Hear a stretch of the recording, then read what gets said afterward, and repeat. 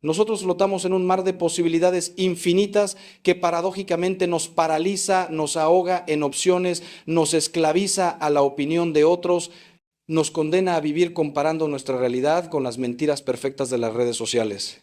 Y en medio de todo esto, el alma grita, porque el alma fue creada para el infinito y la estamos alimentando con migajas de finitud. Hoy no vengo a darles fórmulas mágicas ni recetas instantáneas. Si están buscando eso, apaguen esto ahora y sigan buscando porque les van a vender humo. Yo vengo a compartirles algo más profundo, más real, más doloroso al principio, pero infinitamente más liberador. Vengo a compartirles 5 pasos que son camino de conversión, de sanación interior, de encuentro con la verdad de quiénes son ustedes y de quién es el Dios que los sostiene, incluso cuando sienten que caen al vacío. Estos pasos no son míos. Son el fruto de siglos de sabiduría de la iglesia, de las enseñanzas de los santos que también lucharon contra la angustia, de las palabras mismas de Cristo que prometió: vengan a mí todos los que están cansados y agobiados y yo les daré descanso. Pero ojo, hermanos, Cristo no dijo que sería fácil, dijo que sería posible.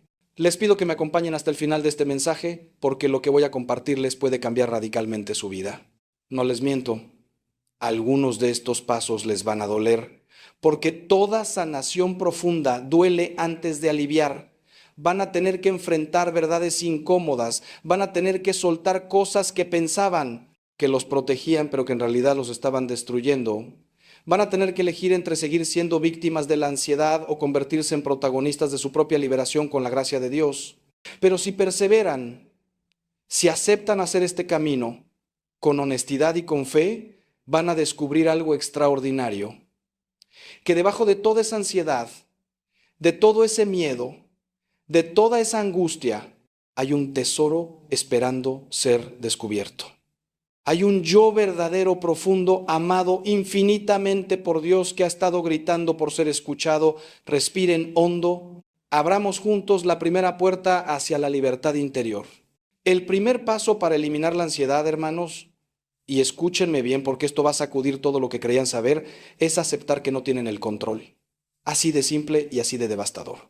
La raíz más profunda de la ansiedad es la ilusión de control.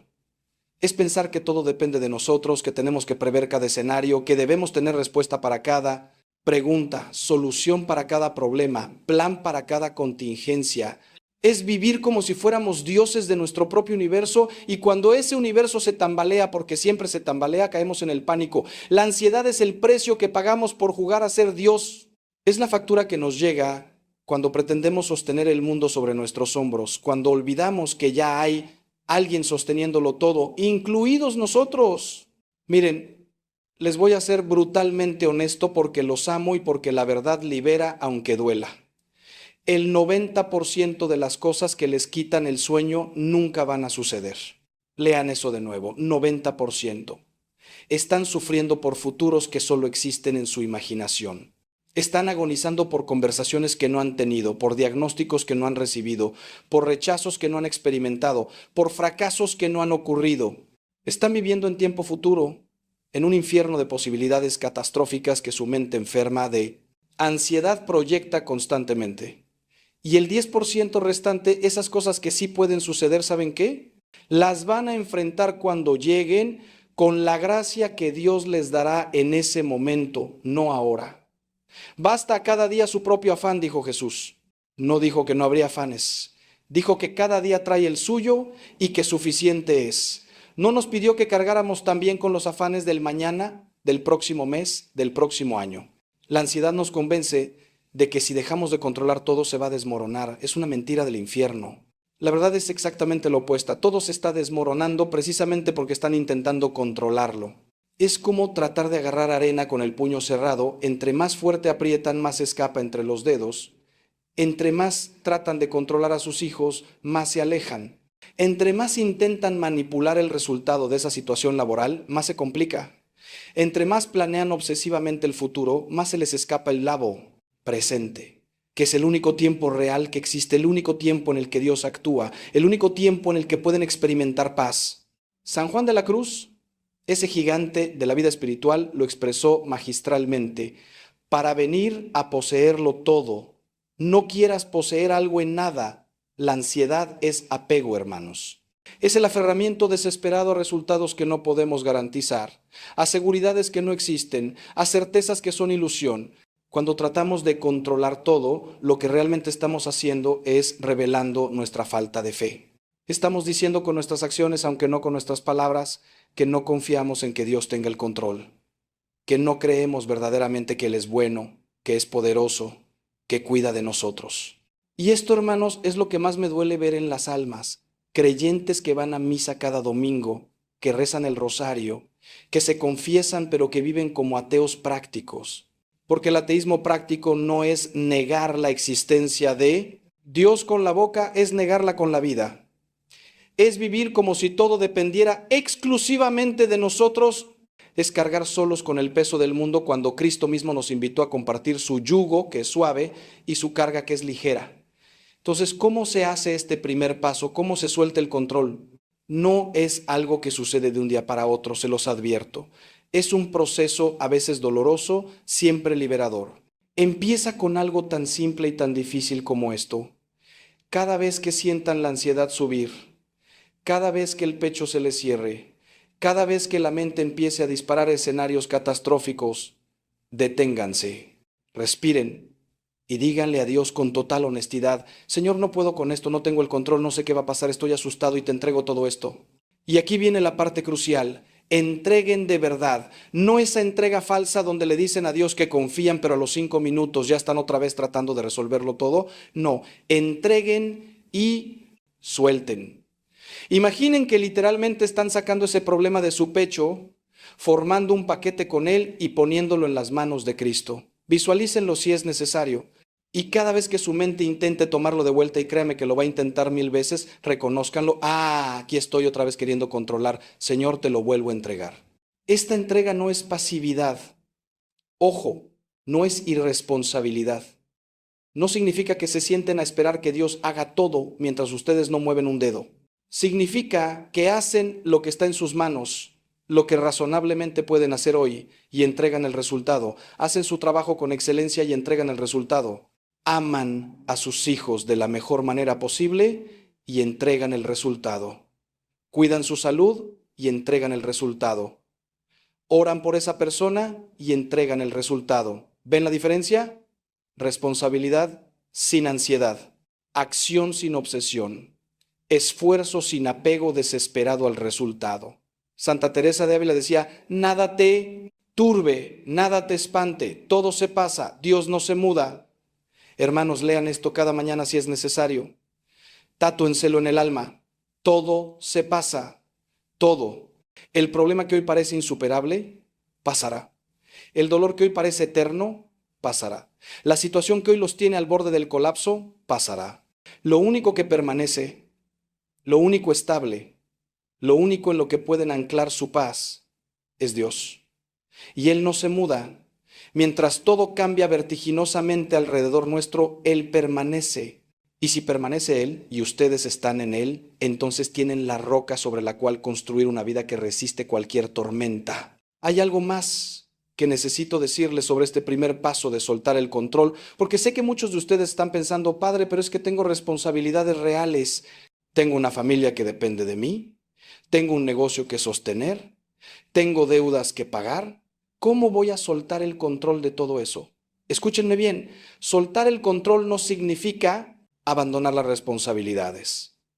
Significa cambiar la actitud con la que las enfrentamos. Significa dejar de cargar el peso emocional de resultados que no podemos garantizar. Déjenme darles un ejemplo muy concreto. Un padre de familia viene a mí angustiado porque su hijo adolescente está tomando malas decisiones. Ha hablado con él 1000 veces, ha puesto límites, ha buscado ayuda profesional, ha orado, ha hecho todo lo que está en sus manos, pero el muchacho sigue en su camino destructivo. Este padre no puede dormir. Revisa constantemente el celular del hijo, lo persigue, lo controla y la relación se deteriora cada vez más. ¿Qué le digo a este padre? Que ha confundido amor con control, que su hijo tiene libre albedrío, que es un don de Dios y que ningún ser humano, ni siquiera los padres más devotos, puede anular ese libre albedrío, que debe seguir siendo un padre presente, amoroso, que pone límites sanos, pero que tiene que entregar a ese hijo a Dios, literalmente. Visualizar que lo pone en los brazos de la Virgen María y decir, Señora, yo no puedo salvarlo, pero tú sí puedes alcanzarlo donde yo no llego. Y cuando lo hace, cuando verdaderamente entrega, algo hermoso sucede. El Padre recupera su paz. Y muchas veces, no siempre, pero muchas veces, cuando el Padre suelta ese control obsesivo, el Hijo comienza a cambiar. Porque ya no hay esa energía de desesperación que el muchacho estaba resistiendo. Ahora hay paz, hay amor sin condiciones, hay confianza en Dios. O piensen en alguien que está buscando empleo desesperadamente. Envía currículums todos los días, va a entrevistas, hace networking, hace todo lo correcto, pero la ansiedad lo devora. No puede disfrutar un momento porque está obsesionado con conseguir ese trabajo. Revisa el correo cada 5 minutos, no puede concentrarse en nada más. Su familia sufre porque él está constantemente irritable, ausente emocionalmente. ¿Qué debe hacer esta persona? Seguir buscando empleo, por supuesto, pero entregar el resultado. Cada mañana, antes de comenzar las búsquedas del día, orar. Señor, voy a hacer mi parte, voy a buscar con diligencia, pero el resultado es tuyo. Si ese trabajo es para mí, será mío. Si no lo es, confío en que tienes algo mejor. Ayúdame a estar en paz. Y luego, cuando termine su jornada de búsqueda, cerrar la computadora y vivir, estar presente con su familia, disfrutar la cena, dormir tranquilo sabiendo que hizo lo que podía hacer hoy. ¿Ven la diferencia? No es irresponsabilidad, es sabiduría, es madurez espiritual. Es vivir en la tensión paradójica de hacer todo lo que podemos mientras confiamos en que Dios hará lo que nosotros no podemos. Les voy a confesar algo personal, hermanos. Hubo una época en mi vida sacerdotal donde yo también caí en esta trampa del control. Tenía tantos proyectos en la parroquia, tantas personas que atender, tantas necesidades que cubrir, y pensaba que todo dependía de mí. Si yo no estaba ahí, si yo no lo hacía, las cosas se iban a caer. Me levantaba exhausto y me acostaba más exhausto aún. Mi oración se convirtió en una lista de pendientes que le recitaba a Dios. Dejé de disfrutar el ministerio. Empecé a tener síntomas físicos: insomnio, problemas digestivos, irritabilidad, hasta que un día, durante una adoración nocturna donde casi me quedo dormido de puro agotamiento, escuché en mi corazón, no con los oídos, sino con esa claridad interior que solo Dios puede dar: Ángel, esta es mi iglesia, no la tuya. Yo la construyo, tú solo eres instrumento. Suelta. Y lloré, hermanos.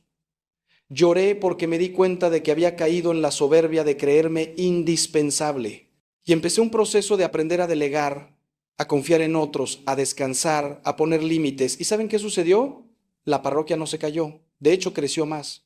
Porque Dios encontró espacio para obrar cuando yo dejé de estorbar con mi necesidad de controlarlo todo. Esta lección me cambió la vida y el ministerio. El segundo paso, hermanos, y escuchen esto con todo su ser porque es revolucionario, es dejar de vivir en el pasado. Si el futuro alimenta la ansiedad con el miedo a lo que puede venir, el pasado la alimenta con el peso de lo que ya fue. ¿Cuántos de ustedes están siendo aplastados no por lo que les espera, sino por lo que ya vivieron? ¿Cuántos están prisioneros de errores que cometieron hace años, de palabras que dijeron y quisieran retractar, de decisiones que tomaron y que cambiaron el rumbo de sus vidas? ¿Cuántos no pueden perdonarse a sí mismos por lo que hicieron o por lo que dejaron de hacer? ¿Cuántos arrastran culpas como cadenas que les impiden caminar hacia adelante?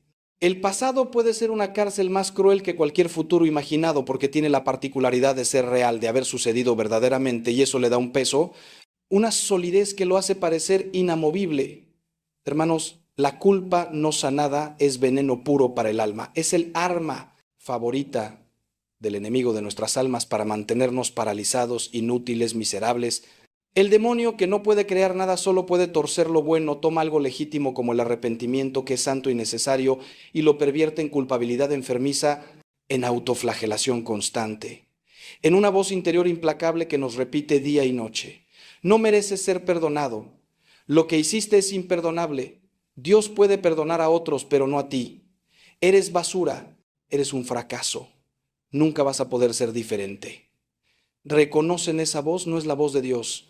Dios convence de pecado, sí, pero para llevarnos al arrepentimiento que sana. El demonio acusa y condena para llevarnos a la desesperación que mata. El ladrón solo viene a robar, matar y destruir, dijo Jesús. Y una de sus armas más efectivas es hacer que vivan constantemente en el pasado, reviviendo sus pecados una y otra vez. Déjenme contarles algo que he visto 1000 veces en el confesionario. Viene una persona con un pecado que cometió hace 20 años.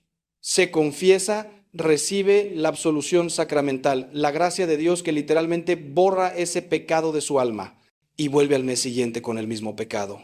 Padre, necesito volver a confesarme de aquello. Y vuelve al siguiente mes. Y al siguiente, ¿saben qué está pasando ahí? Que esa persona no le cree a Dios.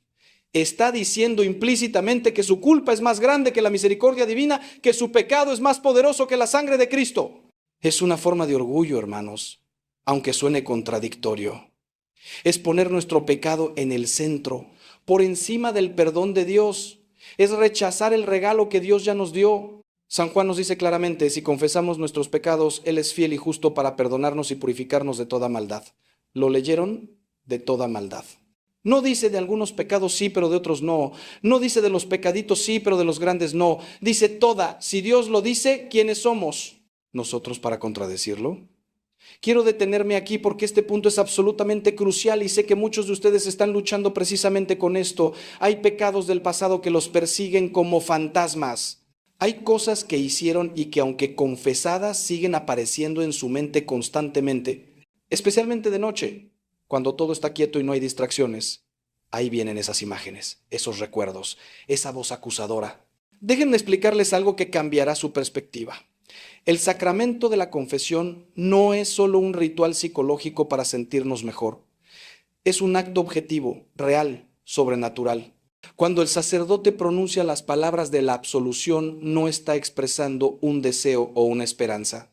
Está ejerciendo el poder que Cristo le dio a su iglesia. A quienes perdonen los pecados les quedan perdonados. En ese momento, hermanos, su pecado es borrado de su alma.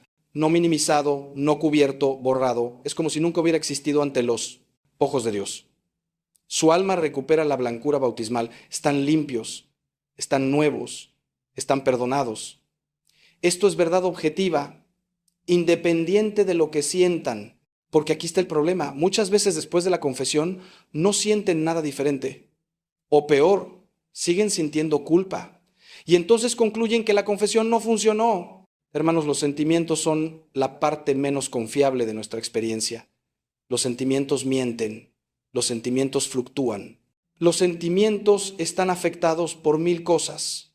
La química de nuestro cerebro, nuestras experiencias pasadas, nuestro estado físico, las mentiras que hemos creído sobre nosotros mismos.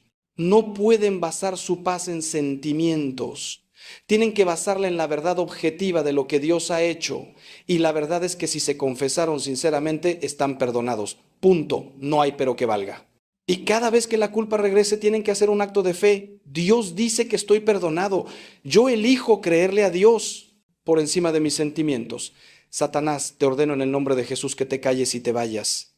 Mi pecado está bajo la sangre de Cristo. Y redirigen su mente hacia algo positivo, una y otra vez, cuantas veces sea necesario, hasta que poco a poco, con el tiempo, los sentimientos se van alineando con la verdad. Déjenme compartirles una historia real. Hace años vino a mí una mujer de unos 50 años. Llevaba 30 años cargando la culpa de un aborto que había tenido cuando era joven. Se había confesado múltiples veces. Intelectualmente sabía que Dios la había perdonado, pero emocionalmente no podía perdonarse a sí misma. Cada año, en la fecha en que hubiera nacido ese bebé, caía en una depresión profunda. Vivía convencida de que Dios la había perdonado, pero que ella no merecía ese perdón. Trabajamos juntos durante meses. Le pedí que hiciera algo que al principio le pareció extraño, que le pusiera nombre a ese bebé, que escribiera una carta a ese hijo o hija que nunca conoció, que le pidiera perdón directamente en esa carta, que le contara quién era ella ahora, cómo su vida había cambiado, cuánto lamentaba lo que había hecho y que confiara en la misericordia de Dios, que ese bebé estaba en sus brazos. Lloró como nunca mientras escribía esa carta y luego la quemó como símbolo de entrega. Y después hicimos una misa especial por ese bebé. Y hermanos, fue como si 30 años de cadena se rompieran en ese momento. No digo que su dolor desapareció completamente, todavía recuerda, todavía hay una cicatriz, pero ya no es una herida abierta sangrante. Es una cicatriz que le recuerda la misericordia de Dios. Hoy es una de las mujeres más activas en el ministerio Provida de nuestra parroquia, ayudando a otras mujeres que están considerando el aborto. Dios tomó su mayor tragedia y la convirtió en instrumento de salvación para otros. Entonces el segundo paso concreto es este. Si todavía no se han confesado de lo que les atormenta, háganlo hoy, no mañana, hoy. Busquen un confesionario, pónganse de rodillas, expónganlo todo con humildad y sinceridad, sin justificaciones, sin excusas, sin minimizar.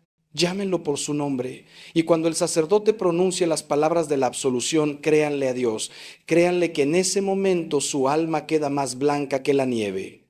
Y si ya se confesaron y siguen sin poder perdonarse, necesitan confesarse de esto. Padre, me acuso de no aceptar el perdón de Dios, de poner mi culpa por encima de su misericordia.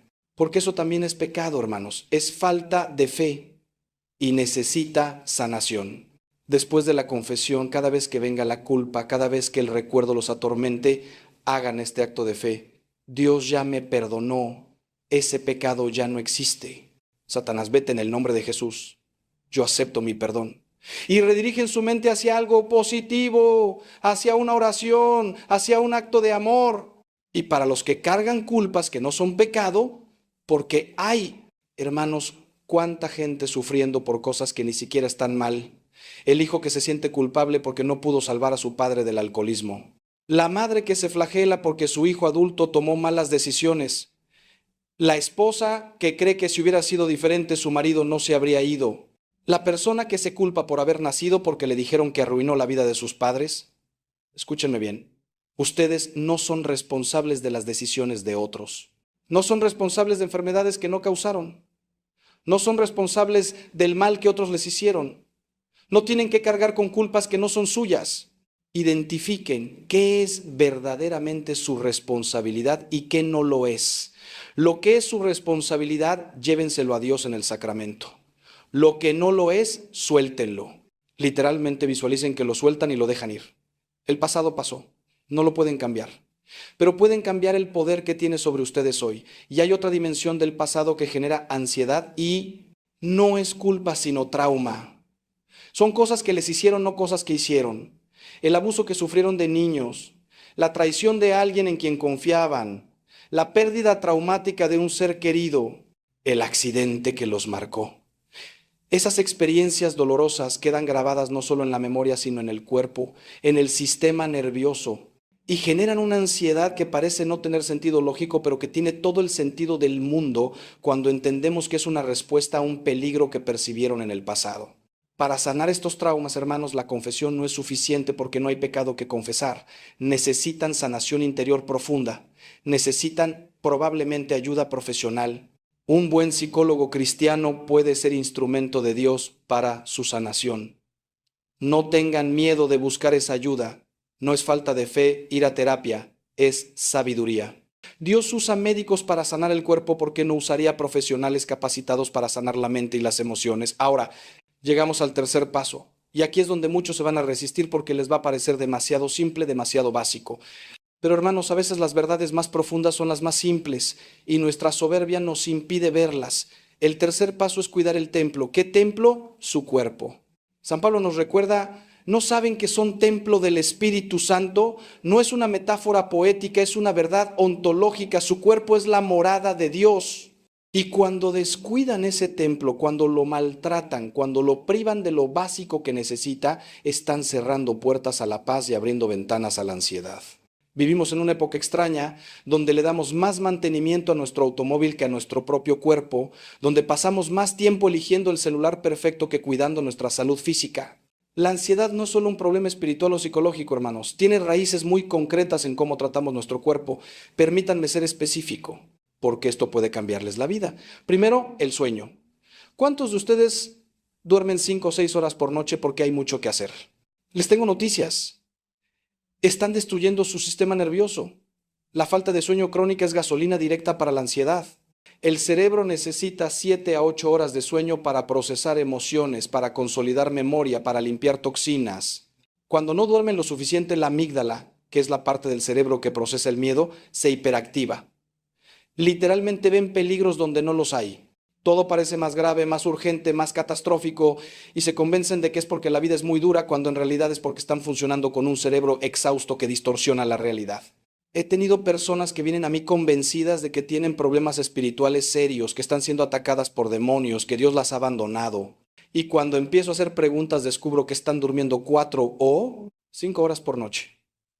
Les digo, antes de hacer un exorcismo vamos a hacer un experimento. Durante 2 semanas vas a dormir 8 horas cada noche.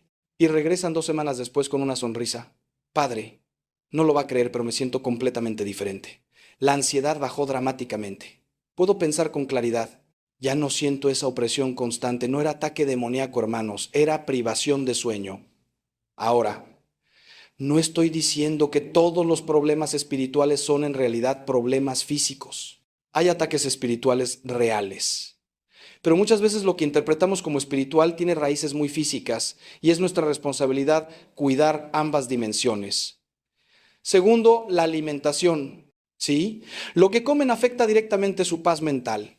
El exceso de azúcar, de cafeína, de alimentos procesados está alterando sus neurotransmisores, está creando picos y caídas de glucosa que generan ansiedad. El intestino, ¿sabían esto? Produce el 90% de la serotonina del cuerpo. La serotonina es el neurotransmisor de la calma, de la estabilidad emocional. Si su intestino está inflamado, lleno de comida basura, su producción de serotonina se desploma y con ella su capacidad de estar en paz. No es magia, hermanos, es biología. Dios creó nuestro cuerpo con una sabiduría infinita y esa sabiduría incluye la conexión profunda entre lo que comemos y cómo nos sentimos. Yo no soy nutriólogo, pero he visto personas transformarse cuando empiezan a comer comida real, cuando eliminan el exceso de azúcar y procesados, cuando hidratan su cuerpo adecuadamente. No es la solución total, pero es una pieza fundamental del rompecabezas. Piénsenlo así. Si tuvieran un auto de lujo, ¿le pondrían el combustible más barato y contaminado? Por supuesto que no. Cuidarían ese auto, le pondrían el mejor combustible, le harían mantenimiento regular. Pues bien, su cuerpo es infinitamente más valioso que cualquier auto de lujo. Es el único que tienen y no hay repuestos. No pueden ir al concesionario a comprar un cuerpo nuevo cuando éste se desgasta. Entonces, ¿por qué lo tratan peor que a un automóvil? ¿Por qué lo llenan de comida chatarra, de exceso de cafeína, de alcohol, de sustancias que lo dañan? No es un sermón moralista, hermanos, es sentido común. Es respeto por el regalo que Dios les dio. Y es estrategia inteligente si de verdad quieren vencer la ansiedad, porque no pueden pedirle a un cuerpo intoxicado y malnutrido que produzca paz mental. Es imposible. Tercero, el movimiento. Estamos diseñados para movernos, hermanos. Nuestros ancestros caminaban kilómetros diarios, trabajaban físicamente. Hoy pasamos 8, 10, 12 horas sentados frente a pantallas y luego nos preguntamos por qué estamos ansiosos. El ejercicio no es opcional para la salud mental, es fundamental. Cuando se mueven, cuando caminan, corren, nadan, lo que sea, su cuerpo libera endorfinas, que son analgésicos naturales, procesan el cortisol, la hormona del estrés, que de otra manera se queda circulando en su sistema envenenándolos lentamente. Además, el ejercicio físico es una forma de oración corporal. Es decirle a Dios, gracias por este cuerpo que me diste, lo voy a honrar, lo voy a usar para tu gloria. No necesitan ser atletas de alto rendimiento. 30 minutos de caminata diaria pueden hacer milagros, pero tienen que hacerlo. No pueden seguir diciendo, no tengo tiempo. Tienen tiempo para lo que priorizan. Si no tienen tiempo para cuidar su salud, van a tener que sacar tiempo para la enfermedad. Les voy a contar algo de mi propia experiencia. Durante años, yo tampoco hacía ejercicio. Mi vida era de la sacristía al confesionario, del confesionario a las visitas, de las visitas a las reuniones, puro trabajo pastoral. Y me sentía virtuoso por eso. Estoy entregado completamente al servicio de Dios, pensaba. Hasta que mi cuerpo empezó a cobrar factura. Subí de peso significativamente. Mi energía se desplomó. Y sí, también mi estado de ánimo. Me costaba más manejar las situaciones difíciles. Estaba más irritable. Y un día un hermano sacerdote me confrontó con amor. Ángel, ¿cómo vas a servir a Dios durante muchos años si no cuidas el instrumento que Él te dio para ese servicio? Eso me impactó. Empecé a caminar 30 minutos cada mañana antes de las primeras actividades del día. Lo puse como prioridad no negociable. Y hermanos, el cambio fue notable. No solo físicamente, también mentalmente y espiritualmente. Esos 30 minutos de caminata se convirtieron en tiempo de oración también. rezo el rosario mientras camino. Y llego a las actividades del día con más energía, más claridad mental, más paz. Fue una de las mejores decisiones que he tomado en mi vida sacerdotal. Y hay algo más en esto de cuidar el templo que es fundamental, las sustancias. Hermanos, tengo que hablarles directo. El alcohol, las drogas, incluso el exceso de medicamentos que no necesitan, no son solución para la ansiedad. Son gasolina. Pueden dar un alivio temporal, una escapatoria momentánea, pero empeoran todo a mediano y largo plazo. He visto personas atrapadas en ciclos donde beben para calmar la ansiedad y al día siguiente la ansiedad es peor por el efecto del alcohol en su sistema nervioso, entonces beben más y el ciclo se profundiza hasta convertirse en adicción. Si están usando sustancias para manejar sus emociones, por favor busquen ayuda. No es debilidad, es valentía. No es fracaso, es sabiduría. Dios no los hizo para vivir químicamente alterados, escapando de su realidad. Los hizo para vivir plenamente despiertos, conscientes, presentes, y eso requiere valor. Requiere atravesar el dolor en lugar de anestesiarlo. Pero del otro lado de ese dolor está la libertad verdadera, no la ilusión de libertad que dan las adicciones. Déjenme ser aún más específico porque este es un problema creciente que veo en el confesionario. La pornografía, hermanos. Muchos, especialmente hombres, pero no exclusivamente, están atrapados en este vicio y no se dan cuenta de cómo está alimentando su ansiedad. La pornografía no solo es pecado grave contra la pureza, es también un destructor neurológico, altera los circuitos de recompensa del cerebro, genera adicción real, química, y las personas que están atrapadas en ella viven en ansiedad constante.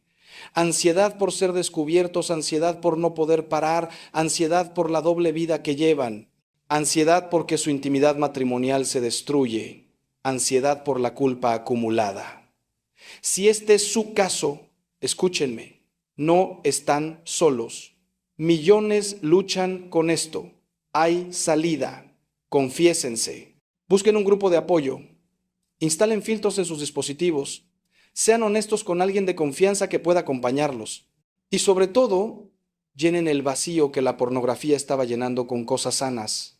Oración, ejercicio, relaciones reales, servicio, no pueden. Simplemente dejar un vicio sin llenarlo con virtud.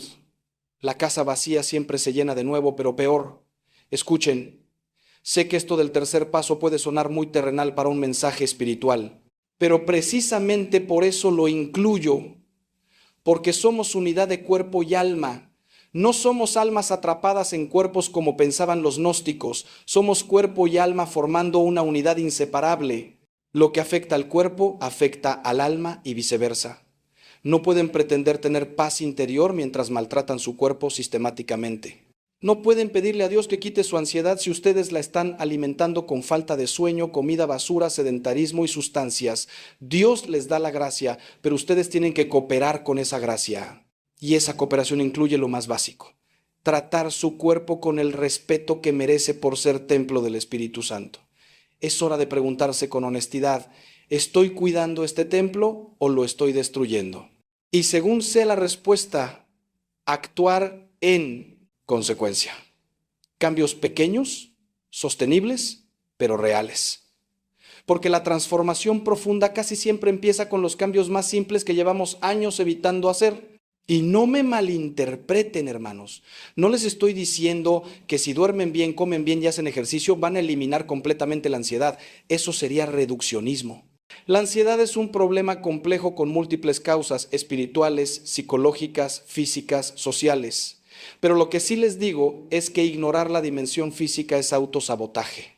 Es ponerse piedras en los zapatos y luego quejarse de que duele caminar. Cuiden el templo. Y después de haberlo hecho, después de haber puesto su parte física, entonces sí, con más fundamento pueden enfocarse en las dimensiones más profundas del problema. Porque un cuerpo cansado, malnutrido, tóxico, va a generar pensamientos oscuros. Un cuerpo descansado, bien nutrido, en movimiento, va a ser mejor terreno para que la gracia de Dios florezca. Es así de simple y así de importante. Ahora bien, hermanos, después de lo que hemos visto, después de aprender a soltar el control, de liberarnos del pasado y de cuidar nuestro templo, tiene que venir algo más profundo, algo que es el corazón de todo. Y aquí es donde quiero que pongan toda su atención, porque esto que voy a compartirles ahora es lo que verdaderamente separa la paz superficial de la paz profunda, la calma temporal del sosiego eterno. Hemos trabajado con lo externo, con lo conductual, con lo físico. Ahora vamos al núcleo. ¿Están listos para descubrir qué es lo que los santos sabían y que nosotros hemos olvidado? ¿Qué es eso que puede transformar incluso el sufrimiento en fuente de paz? Respiren hondo, porque estamos a punto de entrar en aguas profundas donde muchos temen navegar, pero donde está el verdadero tesoro. El cuarto paso, hermanos, y prepárese porque esto va directo al alma, es construir una vida de oración real. No les hablo de recitar oraciones mecánicamente. No les hablo de cumplir con el precepto dominical como quien cumple con un trámite burocrático. Les hablo de cultivar una relación viva, auténtica, profunda, apasionada con Dios. Les hablo de oración que transforma, que sana, que sostiene cuando todo se derrumba. ¿Saben cuál es el problema de la mayoría de los católicos hoy? Que tienen religión pero no tienen relación. Tienen prácticas pero no tienen encuentro. Van a misa pero no se encuentran con Cristo. Rezan el rosario pero su mente está en 1000 lugares menos en los misterios que contemplan. Y luego se preguntan por qué su fe no los sostiene en las crisis, por qué la ansiedad los devora a pesar de ser creyentes. La oración no es algo que hacemos para que Dios nos dé cosas, hermanos. No es un cajero automático celestial donde insertamos nuestras peticiones y esperamos que salgan los favores. La oración es relación, es conexión, es abrir nuestro corazón al único que puede llenarlo verdaderamente. Santa Teresa de Jesús definió la oración como trato de amistad con quien sabemos nos ama. ¿Qué significa esto? Que la oración es conversación íntima con Dios. Es decirle lo que sentimos sin filtros. Es gritarle cuando estamos enojados.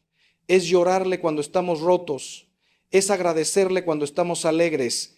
Es escucharlo cuando nos habla en el silencio. Es estar con Él, como estaríamos con un amigo amado, con la diferencia de que este amigo es el creador del universo, es amor infinito y está infinitamente interesado en cada detalle de nuestra vida. La ansiedad prospera en la soledad, hermanos.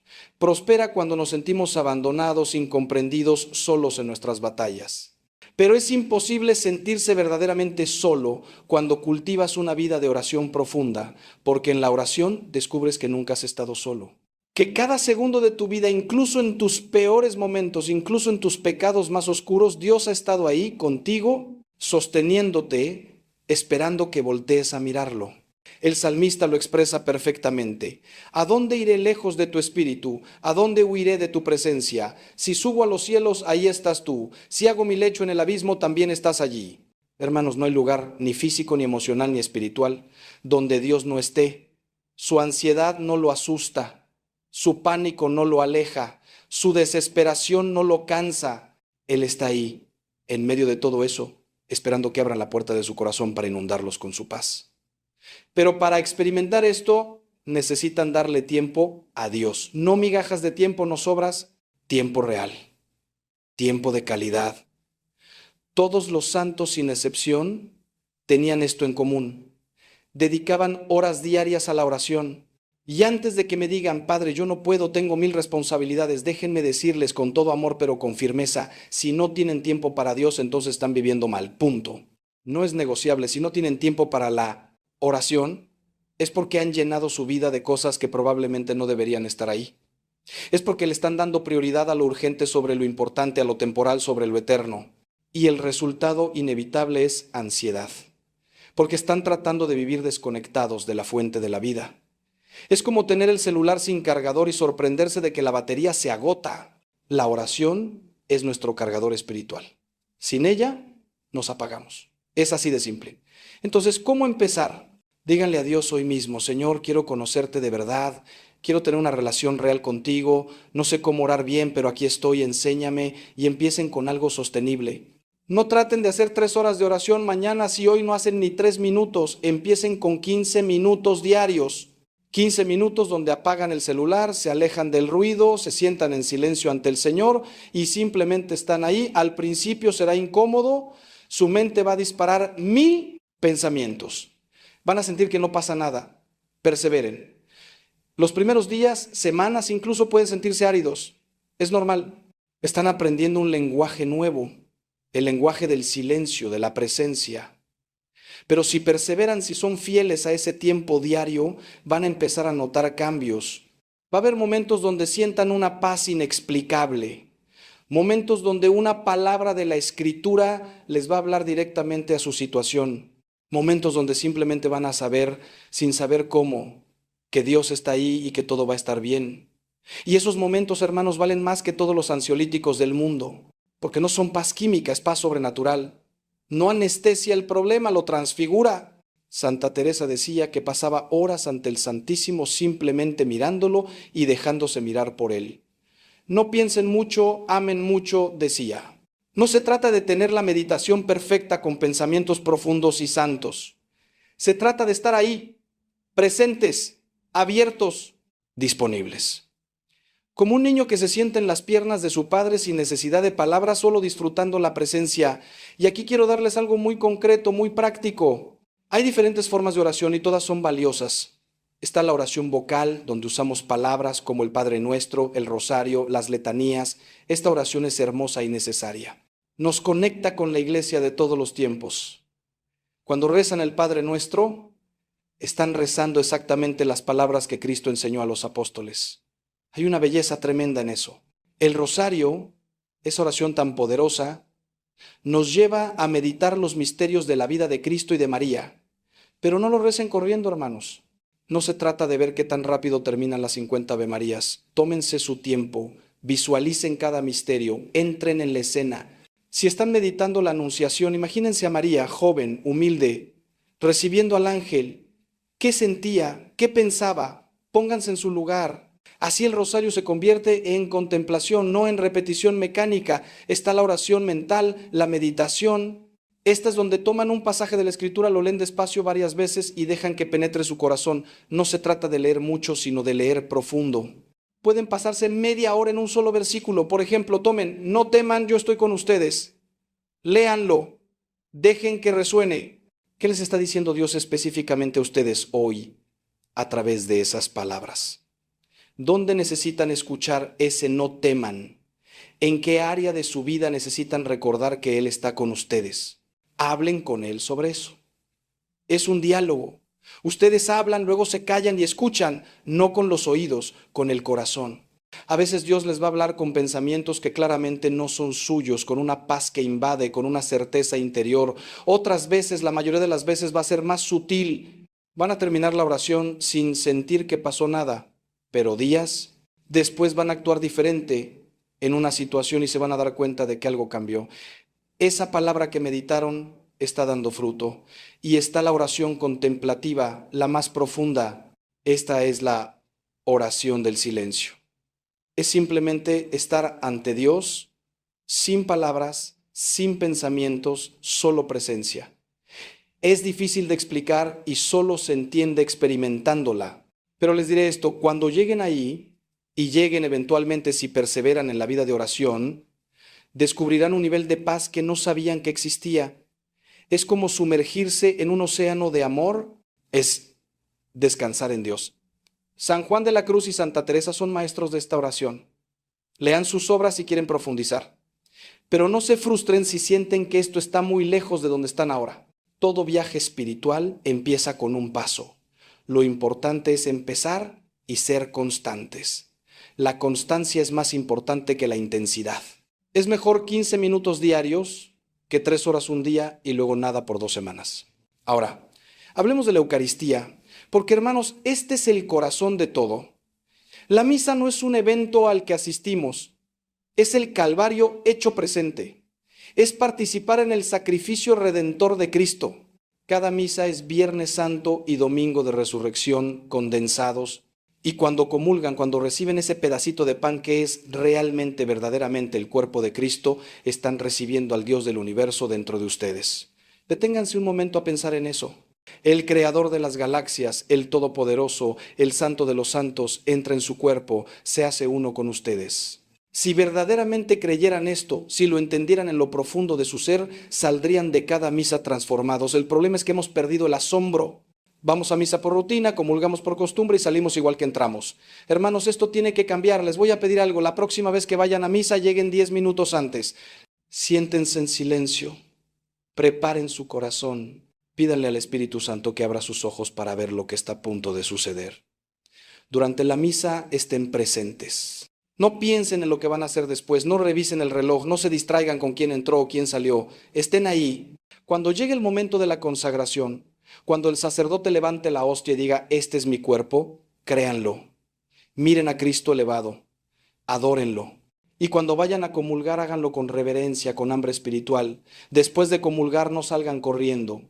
Quédense unos minutos. Cristo está físicamente dentro de ustedes en ese momento. Hablen con Él. Agradézcanle. Pídanle lo que necesitan. Escúchenlo. Esos minutos después de la comunión son oro puro. No los desperdicien. Y si pueden, hermanos, vayan a la adoración eucarística.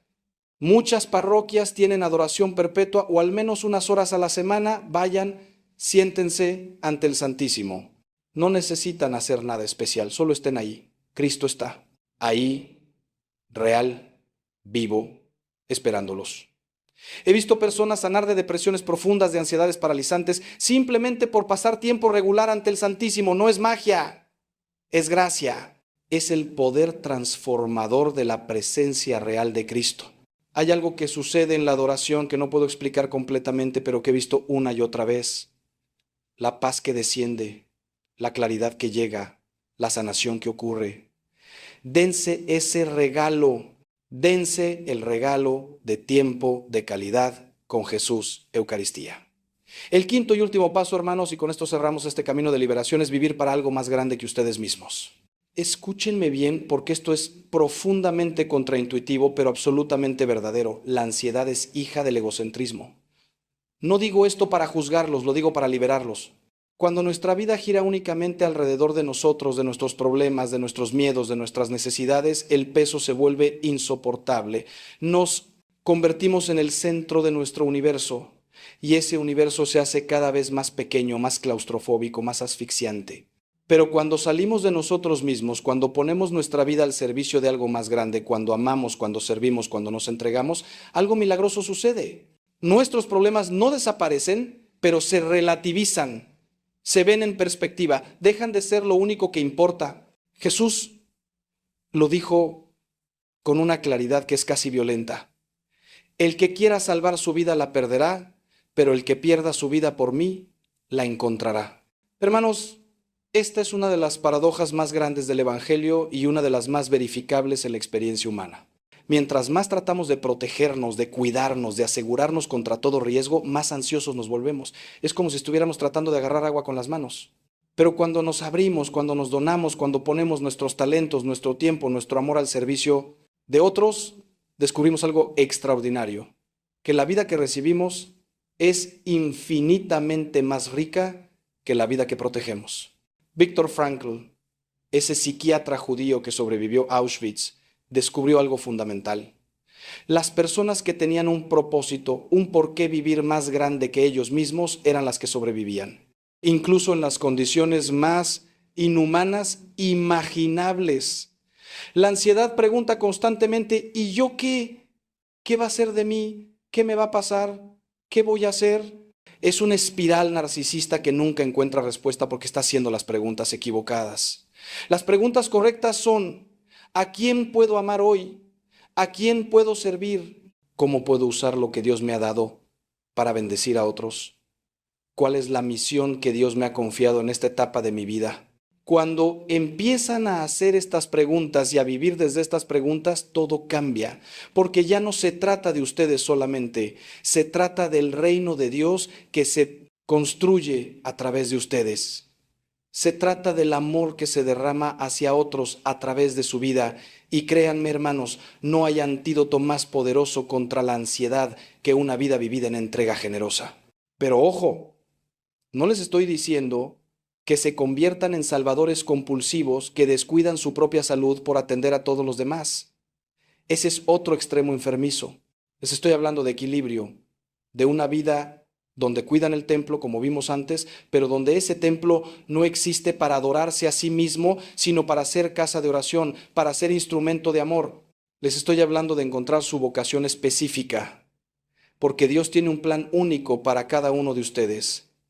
No están aquí por accidente, no son un número más en la masa de humanidad, son únicos. irrepetibles, insustituibles. Hay cosas que solo ustedes pueden hacer, personas que solo ustedes pueden alcanzar, amor que solo ustedes pueden dar.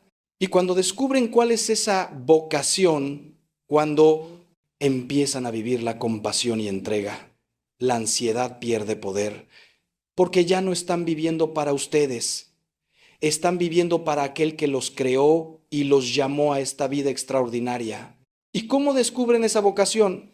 Primero, en la oración. Pregúntenle a Dios directamente: Señor, ¿para qué me creaste? ¿Qué quieres que haga con mi vida? ¿Dónde necesitas que esté? Y escuchen, no solo con los oídos, con el corazón. Dios les va a responder, se los prometo, pero probablemente no como esperan. Puede ser a través de una inquietud persistente. Puede ser a través de una oportunidad que se presenta. Puede ser a través de una persona que cruza su camino. Puede ser a través de un talento que descubren en ustedes. Estén atentos. Segundo, miren a su alrededor. ¿Qué necesidades ven? ¿Dónde hay dolor que necesita consuelo? ¿Dónde hay ignorancia que necesita enseñanza? ¿Dónde hay injusticia que necesita ser confrontada? ¿Dónde hay soledad que necesita compañía? Ahí, en esa intersección entre las necesidades del mundo y sus propios talentos y pasiones, está su vocación. Les voy a compartir historias reales de personas que encontraron su vocación y cómo eso transformó no solo su ansiedad, sino toda su vida. Conocí a una mujer, llamémosla María, que sufría de ataques de pánico severos. Tenía miedo de salir de su casa. Su mundo se había reducido a las 4 paredes de su habitación. En terapia, en medicamentos, nada parecía funcionar completamente. Un día, en una de nuestras conversaciones, me contó que de joven le encantaba coser. Había hecho ropa para sus hijos cuando eran pequeños, pero hacía años que no tocaba una máquina de coser. Le sugerí algo: ¿por qué no haces algo para alguien más? Al principio se resistió: padre, si ni siquiera puedo con mi propia vida, ¿cómo voy a ayudar a otros? Pero finalmente aceptó intentarlo. Empezó a hacer gorros de quimioterapia para niños con cáncer. Desde su casa, con su máquina de coser, empezó a crear estos gorros coloridos, bonitos, con amor en cada puntada, y algo extraordinario sucedió. Mientras cosía, pensando en esos niños que iban a usar sus gorros, sus propios problemas se hacían más pequeños. Su ansiedad seguía ahí, pero ya no era lo único en su mente. Había algo más. Había propósito. Había amor siendo canalizado. Había sentido. Poco a poco empezó a animarse a salir de casa para llevar los gorros a la asociación que los distribuía. Conoció a otros voluntarios, se hizo amiga de algunas madres de los niños enfermos, su mundo empezó a expandirse nuevamente. Hoy, 3 años después, María dirige todo un ministerio de costura en la parroquia. Sigue teniendo días difíciles, pero ya no está prisionera de la ansiedad. Porque encontró algo más grande que su miedo. Encontró su misión. Y esa misión la liberó. O piensen en Juan, un empresario exitoso que externamente lo tenía todo, pero internamente estaba devastado por la ansiedad. Éxito profesional, dinero, reconocimiento, pero vacío interior profundo. Padre, me dijo un día, he logrado todo lo que me propuse y me siento más vacío que nunca. ¿Para qué sirve todo esto? Era la pregunta correcta. Le pregunté: Juan, si el dinero no fuera problema, si ya tuvieras todo resuelto, ¿qué harías con tu tiempo? Pensó un momento y me dijo: siempre me ha dolido ver a jóvenes sin oportunidades. Yo crecí pobre, sé lo que es no tener oportunidades. Si pudiera, me gustaría ayudar a esos jóvenes. Le dije: ¿por qué no puedes? Tienes experiencia empresarial, tienes contactos, tienes recursos. ¿Por qué no empiezas un programa de mentoría? Y lo hizo. Empezó a mentorear a jóvenes de zonas marginadas, enseñándoles sobre negocios, ayudándolos a conseguir sus primeros empleos, siendo la figura paterna que muchos nunca tuvieron. Y hermanos, verlo a él hablando de esos jóvenes es ver a un hombre transformado. Sus ojos brillan, su voz se llena de pasión. Sigue teniendo su empresa, sigue siendo exitoso, pero ya no define su vida por eso. Su vida está definida por esos muchachos cuyas vidas está transformando. Y su ansiedad, esa que lo tenía despierto todas las noches pensando en el próximo negocio, en la próxima meta, en el próximo logro que nunca era suficiente, esa ansiedad ha disminuido dramáticamente. Porque encontró lo que realmente importa. Encontró trascendencia. Encontró que su vida tiene un impacto que va más allá de las cifras en una cuenta bancaria. encontró el reino de Dios manifestándose a través de su generosidad. Y finalmente, hermanos, empiecen ahora, no esperen a tener todo resuelto, no esperen a sentirse bien, no esperen a que la ansiedad desaparezca completamente. Empiecen a servir ahora, desde donde están, con lo que tienen. Puede ser algo pequeño. Llamar a ese familiar que está solo, ayudar a ese vecino que necesita algo, ofrecerse como voluntario en su parroquia, compartir su testimonio con alguien que está luchando. Cada acto de amor, por pequeño que parezca, es una victoria sobre la ansiedad. Porque cada acto de amor es una declaración de que la vida no se trata solo de nosotros, de que hay algo infinitamente más grande, de que somos parte de un plan divino que trasciende nuestros pequeños miedos. Y créanme, cuando empiecen a vivir así, cuando empiecen a ser canal del amor de Dios hacia otros, van a experimentar una alegría, una plenitud, una paz que no depende de las circunstancias. Una paz que el mundo no puede dar y que el mundo no puede quitar. La paz de Cristo. Las alarmas internas que Dios puso en nuestro corazón para protegernos. Y ahora, cuando el enemigo se disfraza de diversión inocente, no sabemos reconocerlo. ¿Saben cuál es el mayor triunfo del demonio en estos tiempos? No es que la gente cometa grandes pecados visibles. No es que todos se declaren abiertamente en contra de Dios. No, hermanos. Su mayor victoria es hacernos creer que Él no existe, que el mundo espiritual es una fantasía, que las fuerzas del mal son solo símbolos psicológicos o metáforas literarias.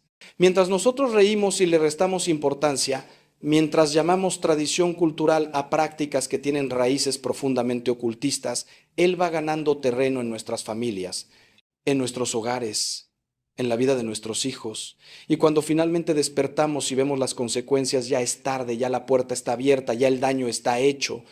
Hoy voy a hablarles con la verdad que Cristo me ha encomendado predicar, sin suavizar el mensaje, sin endulzar la realidad. Porque los amo demasiado como para dejarlos caminar hacia un precipicio sin advertirles del peligro. Voy a explicarles exactamente qué sucede en el mundo espiritual cuando participamos en Halloween, qué puertas estamos abriendo, qué consecuencias enfrentamos y sobre todo cómo podemos protegernos y proteger a nuestras familias. Si están escuchando esto, no es casualidad. El Espíritu Santo los ha traído aquí porque necesitan escuchar esta verdad. Así que les pido que abran su corazón, que dejen a un lado los prejuicios y las justificaciones, y que me acompañen en este recorrido por una realidad que muchos prefieren ignorar, pero que todos necesitamos comprender. Comencemos por entender los orígenes de esta celebración que hoy se ha vuelto tan popular en todo el mundo. Halloween no es simplemente una fiesta americana moderna inventada por las empresas de dulces y disfraces como muchos creen. Sus raíces son mucho más antiguas y mucho más oscuras de lo que la mayoría de las personas imagina. Esta celebración tiene su origen en la festividad celta de Samhain, que se celebraba hace más de 2000 años en lo que hoy es Irlanda, Escocia y el norte de Francia. Los celtas creían que en la noche del 31 de octubre, el velo entre el mundo de los vivos y el mundo de los muertos se adelgazaba, permitiendo que los espíritus pudieran cruzar a nuestro mundo. No era una celebración alegre ni inocente, hermanos, era una noche de terror, de sacrificios, de invocaciones a fuerzas que ellos mismos temían. Durante Samhain, los druidas, que eran los sacerdotes celtas, realizaban rituales para apaciguar a los espíritus y a sus deidades oscuras. Encendían grandes hogueras donde sacrificaban animales y, según algunos historiadores, incluso ofrecían sacrificios humanos. Las personas se disfrazaban con pieles de animales y cabezas de bestias muertas, creyendo que así los espíritus malignos no los reconocerían y los dejarían en paz. Dejaban comida fuera de sus casas para alimentar a los espíritus errantes, con la esperanza de que no entraran a hacerles daño. ¿Les suena familiar?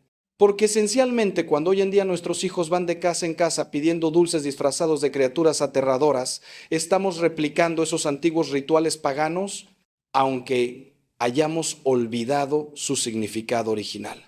Cuando el cristianismo llegó a estas tierras, la Iglesia intentó transformar esta celebración pagana, estableciendo el 1 de noviembre como el Día de Todos los Santos, una festividad para honrar a todos los santos y mártires que están en la gloria de Dios.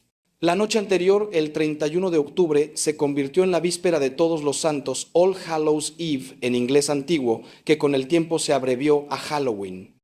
La intención era buena, cristianizar una festividad pagana, llenar de luz lo que había sido oscuridad, pero hermanos, lo que ha sucedido en las últimas décadas es exactamente lo contrario. En lugar de que la luz de Cristo transformara esa celebración, la oscuridad original ha regresado con más fuerza, disfrazada de entretenimiento moderno, de tradición cultural, de diversión inofensiva. Hoy en día Halloween se ha convertido en la segunda festividad comercial más grande en muchos países, solo superada por la Navidad.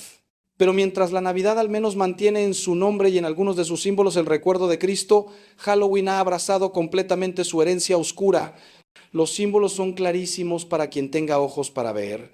Calabazas talladas con caras demoníacas, representaciones de brujas y hechiceros, esqueletos y muerte por todas partes, vampiros que se alimentan de sangre, casas embrujadas diseñadas para aterrorizar. ¿De verdad creemos que todo esto es espiritualmente neutro? ¿De verdad pensamos que podemos sumergir a nuestros hijos en toda esta simbología de muerte y oscuridad sin que tenga ninguna consecuencia en su alma? Lo que muchos no comprenden es que los símbolos tienen poder. No un poder mágico en sí mismos, pero sí un poder de significado, de intención, de apertura espiritual. Cuando decoramos nuestras casas con imágenes de demonios, cuando vestimos a nuestros hijos como brujas o hechiceros, cuando participamos en actividades que glorifican la muerte y lo macabro, estamos haciendo una declaración en el mundo espiritual. Estamos diciendo que le damos la bienvenida a estas realidades en nuestro espacio, en nuestra familia, en nuestra vida. Y el enemigo, hermanos, no necesita una invitación escrita. Le basta con que abramos una rendija, con que bajemos la guardia, con que normalicemos lo que Dios llama abominación. San Juan de la Cruz decía que donde no hay amor, pon amor y encontrarás amor. Pero también es cierto lo contrario.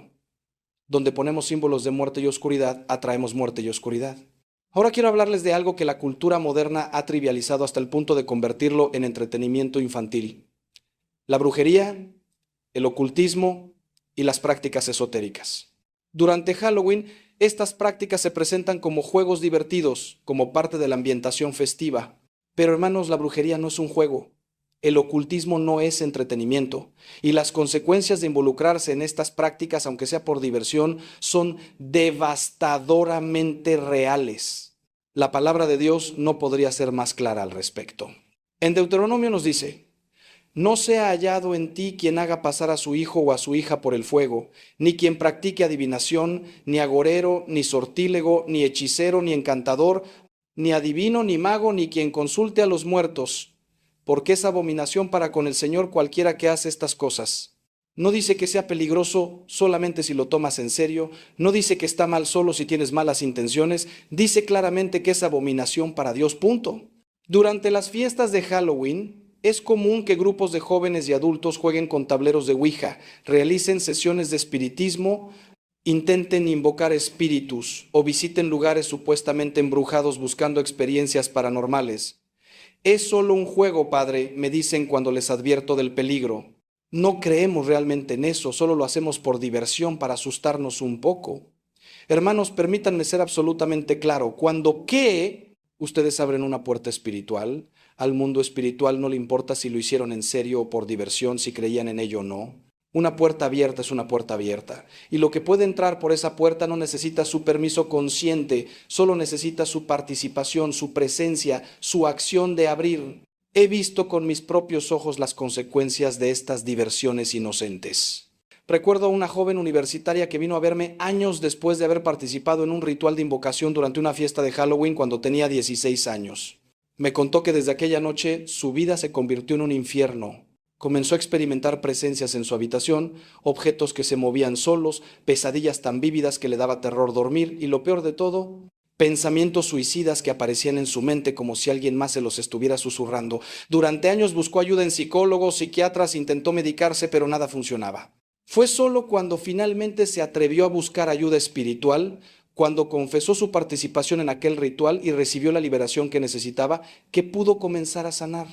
Padre, me dijo con lágrimas en los ojos, si tan solo alguien me hubiera advertido entonces, si alguien me hubiera dicho que no era solo un juego, me habría ahorrado años de tormento. El problema es que vivimos en una sociedad que ha perdido el sentido de lo sagrado y consecuentemente también ha perdido el sentido de lo profano. Hemos secularizado tanto nuestra cultura que creemos que podemos jugar con las fuerzas espirituales sin consecuencias, que podemos invocar lo que sea sin que responda nadie, que podemos abrir puertas sin que entre nada. pero la realidad espiritual no funciona según nuestras creencias o nuestra falta de ellas. Dios existe aunque no creamos en Él, el demonio existe aunque lo neguemos, y el mundo espiritual opera según leyes establecidas por Dios, no según nuestras opiniones o nuestra ignorancia. San Pablo nos advierte en 2 de Corintios: no os unáis en yugo desigual con los incrédulos, porque qué compañerismo tiene la justicia con la injusticia, y qué comunión la luz con las tinieblas. Cuando participamos en prácticas ocultistas, aunque sea como espectadores o por diversión, nos estamos uniendo a las tinieblas. Lo que hace especialmente peligroso a Halloween es que normaliza y glamoriza exactamente las cosas que Dios nos ordena rechazar.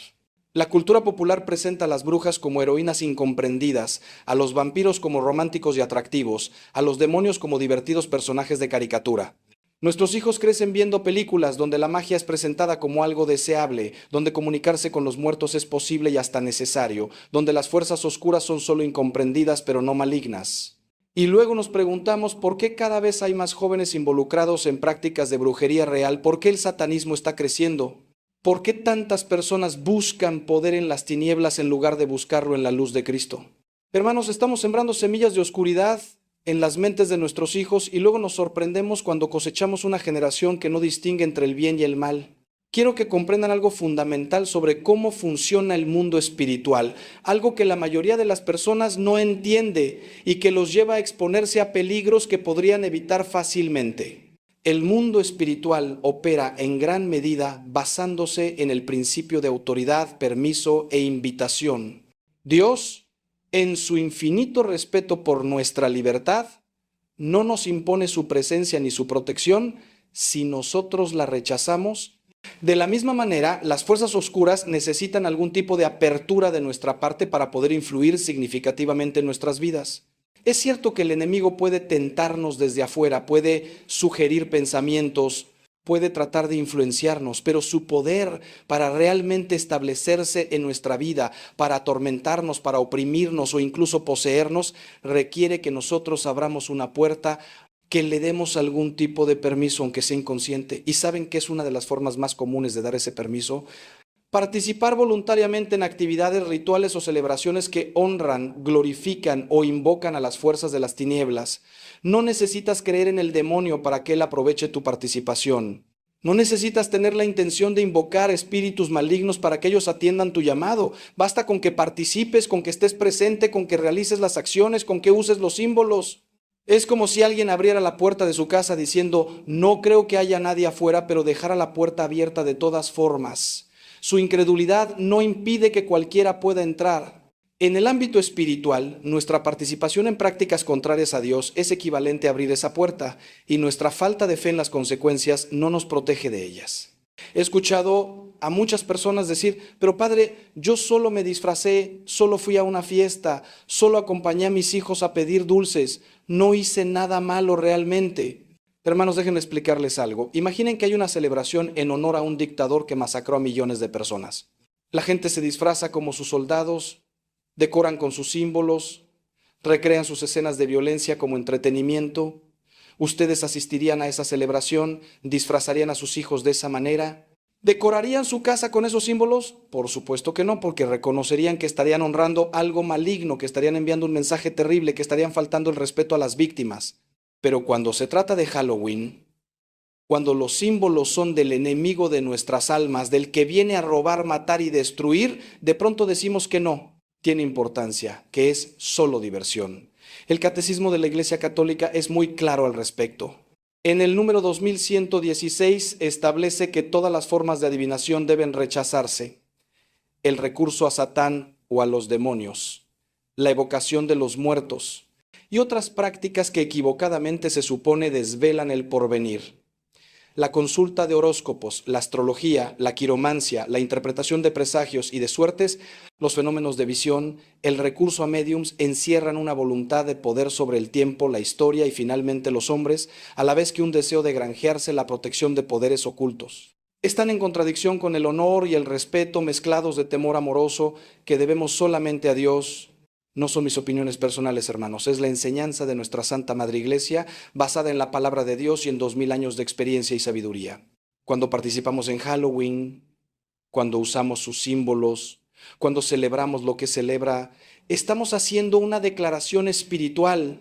Estamos diciendo en el mundo invisible, acepto esto, le doy la bienvenida a esto, esto puede estar presente en mi vida y en mi hogar, y esa declaración tiene consecuencias reales.